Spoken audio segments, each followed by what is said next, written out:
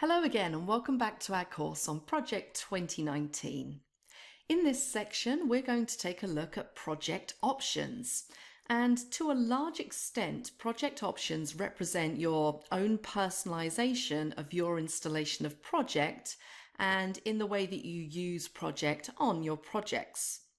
Some of these options you need to have set correctly before you start to create and work on any kind of substantial project. And in fact, as we're going to get started on our exercise project in the next section, it's very important that you go through this one carefully. Even if you've used Microsoft Project before, I suggest that you follow this section through because I'm going to make sure that we cover all of the essential options so that when you start working on the exercise, you won't finish up having to sort of go back and redo things later on. So to access project options the normal way is to go into the backstage view. So we'll click File, and right at the bottom we have Options. And that brings up the Project Options dialog. Now you've seen this already because there are various points where you get taken to this dialog, often to a specific page on this dialog, and you're given the opportunity there to change something or set something.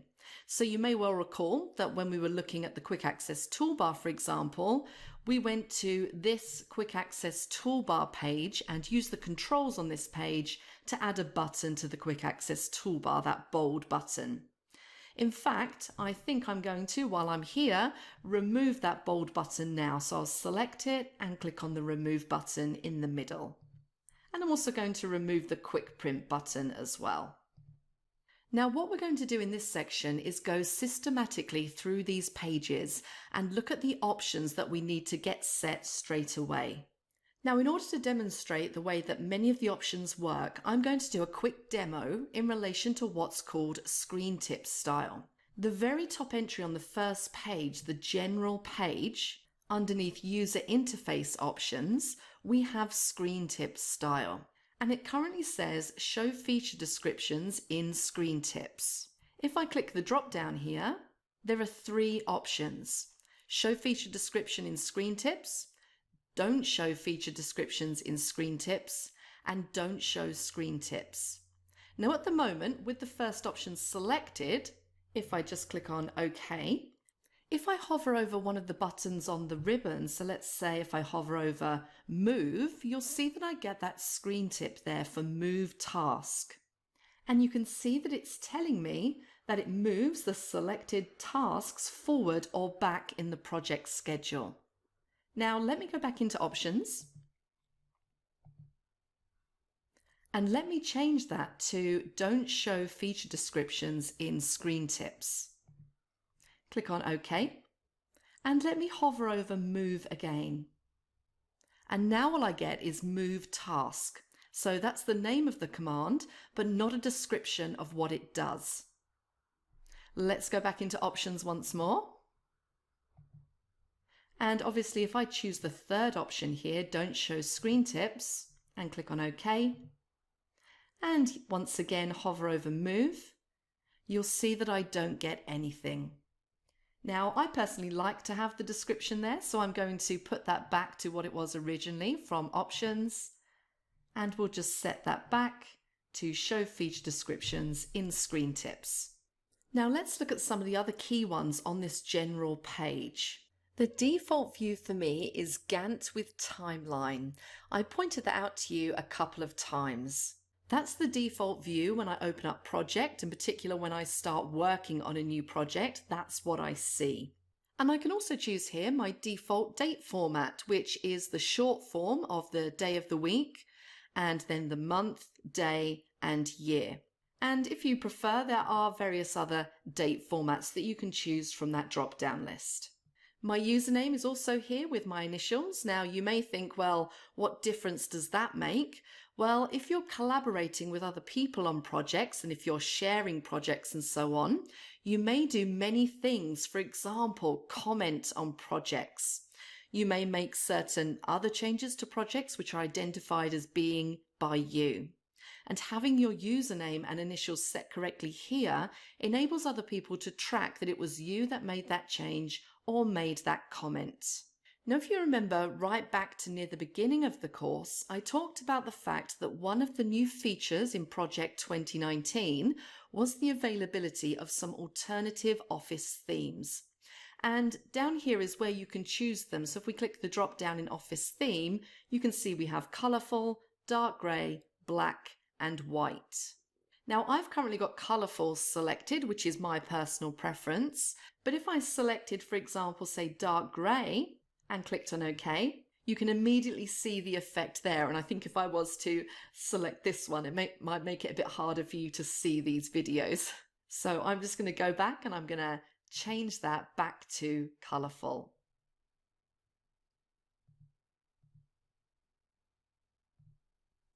And something else that I mentioned earlier on in the course is that you can suppress the showing of the start screen just with that checkbox at the bottom. If I uncheck that, click on OK to save the change, next time I start project, I won't see the start screen. Again, that's something for you to try out to see if you're happier with that arrangement. Just incidentally, while we're talking about these changes that we're making, it's worth pointing out that most changes you make in project options are activated when you click OK to close that project options dialog. There are a small number of changes where you do need to restart project for them to take effect. But when it is necessary to restart project, it does actually tell you that you need to restart project for the change to take effect. The next page I want to look at is the display page. And there are two important options here that I want to highlight. First of all, for each project that you work on, you can set the currency options. At the moment, we only have project 1 here, and the drop down lets me choose from any available projects. So there's only project 1 currently. And I can set a symbol, the decimal digits, the currency, and so on. And the second option on this page, again, going back to something that I mentioned earlier on, if I don't see the entry bar, it's probably because this option down here for entry bar is unchecked. So make sure that's checked and you'll see the entry bar between the ribbon and the timeline. Now the next page is the schedule page. And there are a couple of very important settings here, which I'm afraid I'm going to have to ask you to set based on trusting what I'm telling you at the moment. I'm going to explain these settings to you a little bit later on in the course, but at the outset, I'd like you to have them set in a particular way. Now, there are some very straightforward settings on this page. So for instance, the week starts on a Sunday and the fiscal year starts in January. Now, you may be tempted to do things like change the default start time and end time for working days, where you work, hours per day, hours per week, etc. By all means, set those if you want to. I will be talking about those and calendars in general in a bit of detail later on. At this stage, it's not really that important that you get them quite right at the moment. Two settings I do want you to set in a particular way though are these. First of all, new task created manually scheduled. Now I've mentioned that before. I've currently got new task created manually scheduled. I want you to set that to the other option, auto scheduled. And it's very likely that for most of you, this will be the way to leave this setting set in the longer term. And what this basically means is that when you create a task in a project, it becomes auto schedule, which means that as you schedule the project, or in many cases as Project 2019 schedules the project, this one is automatically scheduled according to all of the constraints, dependencies, resource availability, and all the other factors that come in to force this task to be scheduled accordingly. If you leave this set at manually scheduled for new tasks, then each task that's created is manually scheduled, and each task that you create either has to be individually changed to auto schedule, or you have to manually schedule each task. There may be situations in which manually scheduled tasks is what you want, and I'll talk about that later on. But for the moment, I want you to make sure that's set at auto scheduled. The other setting that I want you to make sure is set in a particular way is down here where it says calculation. So we have calculate project after each edit, on or off. Now I'd like you to make sure that this is set to on, which means that each time we make a change to the schedule, Project 2019 will automatically calculate the effects of that change without you having to take a separate calculation stop. Now I'll explain more of the significance of that setting later on in the course as well. But basically for the moment, just bear in mind that Project 2019 has to do a lot, particularly in a large project, to work out how to schedule things, and each time you make a change, you really need to see the effects that change has had potentially on whole parts of the project. And if you don't have that set to on, you have to separately and as a manual exercise tell Project 2019 to calculate the project, or i.e. to reschedule it. So for the moment, I'd like you to set that to on as well. And as I say, with both of those settings, we'll look at those in more detail later. The next page is the proofing page, and that relates to spell check-in and auto-correction as you're typing. I'm not going to go through that at this stage, but if you've used the proofing facilities in other components of Microsoft Office, such as Microsoft Word, I'm sure you'll be able to go through there and make the appropriate settings correct for you. Now we come to the Save page, and there are a couple of very important settings here. One of them is the default file location. And this is the location where any project files that you save will be saved by default. It's set when you install Project 2019 to one of the folders within your personal Windows directory. You may want to leave it set there, or you may want to save your project files by default somewhere else. That is entirely your decision. So mine is currently set to save in the default location. The next option is the autosave option. And again, if you've used other components of Microsoft Office, you might be tempted to switch autosave on. And that will cause Project 2019 to save your work at regular intervals according to the number of minutes selected in this box just here. Now you may well be tempted to switch that on, but I don't, and there is a good reason for that. Unlike other components of Microsoft Office, if you have autosaved switched on, each time autosave occurs, it clears your undo history. So once an autosave happens, you cannot then undo. Now, for some people, they're quite happy to work on that principle. Perhaps they don't use undo very much, or perhaps they're very careful. You can in fact use this option for a prompt to warn you when an autosave is about to happen. But in my case, I prefer to leave autosave switched off. But again, ultimately, this is your choice. The next page also has some very important settings. And this page determines the language that you're using to work in Microsoft Project. Now you can have more than one language installed, and you can select different ones for different situations. So you can see here I have English United States and English United Kingdom as the two languages that I use. They are sufficiently different to warrant being described as two different languages, and my default is set to English United States. If you need to add an additional language, it is very straightforward. There is a drop down just here, which gives you access to many more languages. And in particular, with a particular project, most people find that their default language is the one they use most of the time.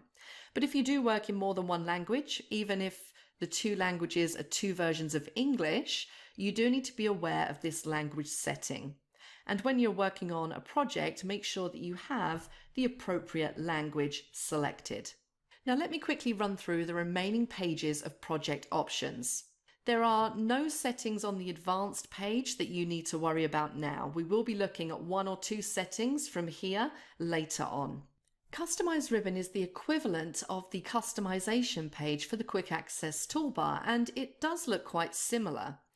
The main difference is that rather than say selecting commands from the list on the left and then adding them to what was the quick access toolbar on the right, what you would normally do is create your own tab and then copy commands from the left-hand list to your groups on your new tab. And then what you could do is build up your own custom tabs on the ribbon. Now, I'm not going to cover that now, but by all means, have a look at the help, give it a try, and see how you get along with it. Don't forget, you can always click the reset button at the bottom there to put things back to how they were if everything goes horribly wrong. The Quick Access Toolbar page you've already seen, and you've also seen me use it. Add-ins are out of scope for this course, and the Trust Centre is also out of scope for this course. There is one thing I would like to say about the Trust Centre though. In Project 2019, mainly the Trust Centre is concerned with the fact that one way that people can get malicious content onto your computer is to get you to run macros, and macros can be included within a Microsoft project file. So one thing you want to do is make sure that you have the macro setting disabled for all macros with notification. So if we go into Trust Center settings, and we just want to check that we have our settings set to disable all macros with notification. And then if you open a project file from somebody else and it says, I want to run a macro, if you know who the person is that you've got the project file from, and you absolutely trust the source, you can let the macro run. But if not, you can say, nope, I'm not going to let that macro run. So that's it. That's the basics, the overview of project options. And we're going to be looking at quite a few others as we go along. Please make sure that you've got set the ones that I said you should have set. That's it for this section. I will see you in the next one.